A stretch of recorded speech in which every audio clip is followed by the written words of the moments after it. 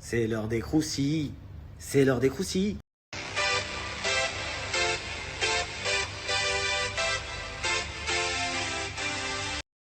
Bon, bref, sans plus tarder, pour ceux qui n'ont pas capté, je vais parler du rachat de l'équipe de Marseille.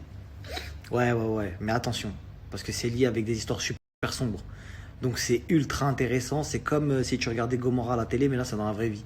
Je te parle grave sérieux. Et c'est lié avec une autre histoire qui est super piquante. C'est l'histoire de l'islamophobie qu'il y avait eu quand les gens de télé-réalité incitaient leurs followers à voter pour un mec qui avait un fond islamophobe. Tu t'en souviens de ça? Je l'avais dénoncé, j'avais fait la guerre à une agence, etc. en dénonçant les gens de télé-réalité qui avaient parlé de ça. Tu t'en souviens? Oui ou non? Ça avait demandé à ce qu'on vote à Marseille pour le secteur de la Valentine, un nouveau maire, etc. Vous inquiétez pas, je vais rentrer dans les détails. Maintenant, pour tous les fans de l'Olympique de Marseille, à savoir tous les Marseillais.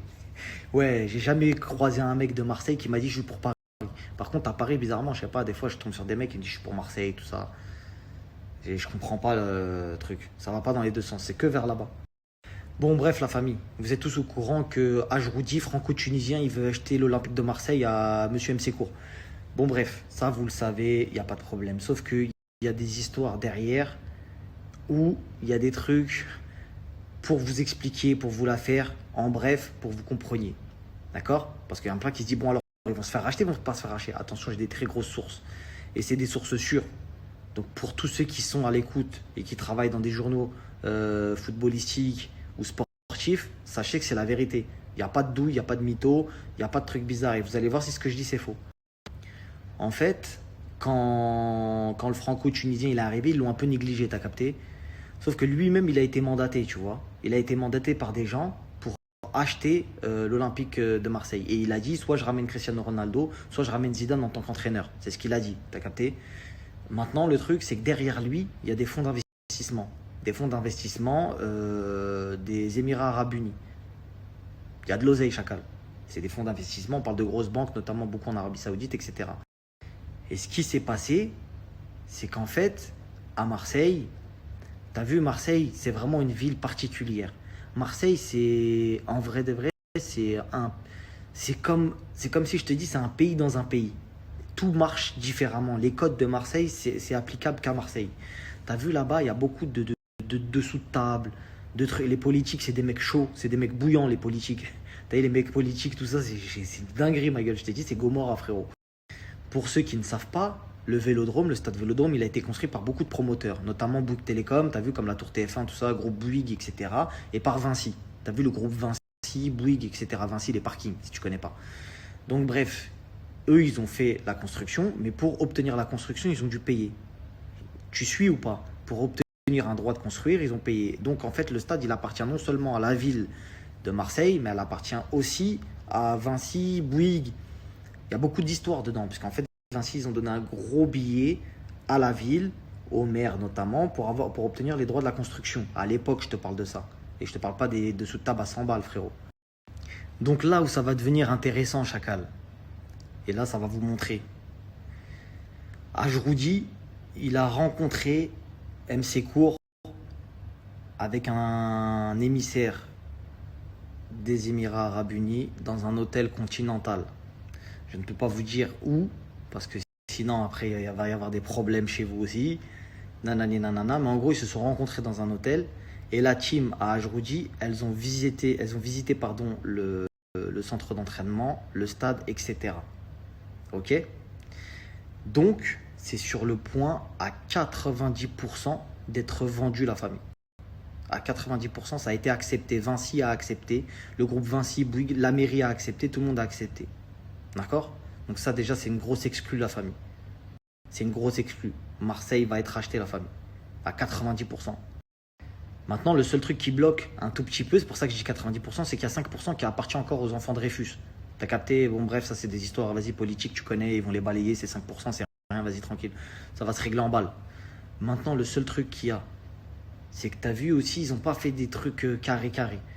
Parce qu'en fait, eux, comme ils ont vu qu'en face, ils avaient un fonds d'investissement de banque solide, t'as vu, des Émirats, on parle pétrole, tout ça, et ben en fait, ils ont fait une petite roulade, l'équipe à MC Court, tout ça. Ils ont fait quoi? Ils ont commencé à gonfler les salaires de Dimitri Payet. T'as capté?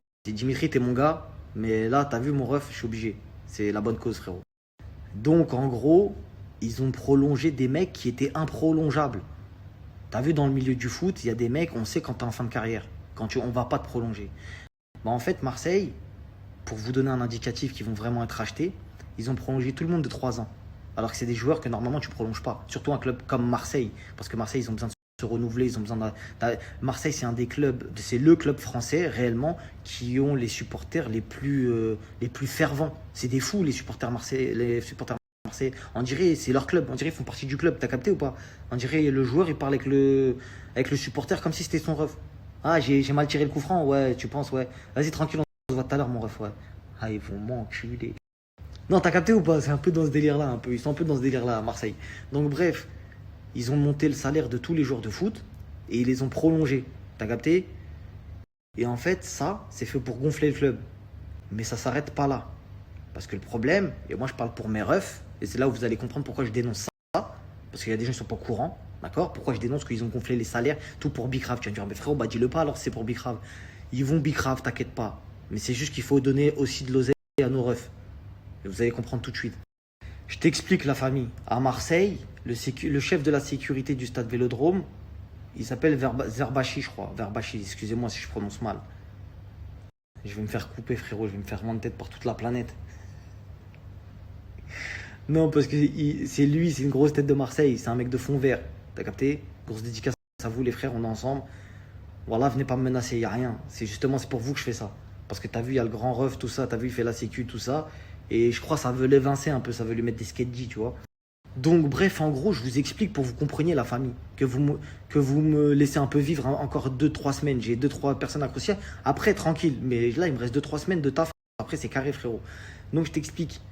En fait, t'as vu le mec de la sécu, c'est grâce à lui que tout tient en place. Tu vois, Marseille, c'est quand même une grosse ville, il faut avoir des connexions, il faut connaître les gens de la street. Et c'est lui qui fait le tampon entre l'école blanc et la street. Tu comprends ou pas à Marseille comment ça doit se passer? Donc lui, il arrive à faire tampon entre tout ça, grosse tête et tout, nanani nanana. Sauf que lui, il n'est pas au courant que derrière, ça prolonge des contrats de gens, ça augmente les salaires, etc. Il y a certains jours, ils sont au courant de ça, de ce que je dis. Ils vont pas pouvoir démentir, frérot. Tu vois ce que je veux dire? Ils vont pas pouvoir démentir. Donc, il y a des grosses enveloppes qui doivent être redistribuées aussi dans les bas étages, des gens qui sécurisent, que tout se passe bien. Je ne sais pas si vous comprenez. Donc, là, j'espère que vous êtes au courant. Normalement, l'Olympique de Marseille va être acheté à 90%. C'est carré. Vinci a accepté, Bouygues a accepté leur groupe, etc.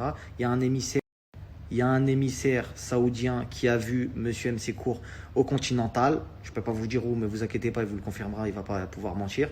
Et tout s'est bien passé, ça a été validé, tamponné, c'est carré. La ville de Marseille aussi, c'est carré. Tout le monde, c'est carré. Il n'y a que les Dreyfus, on ne sait pas trop. Bon, ouais, vas-y, c'est 5%, donc normalement, c'est gérable. Et vas-y, c'est en pour parler. Donc c'est pour ça que c'est 90% sûr que Marseille sera racheté, la famille. Grosse force à vous.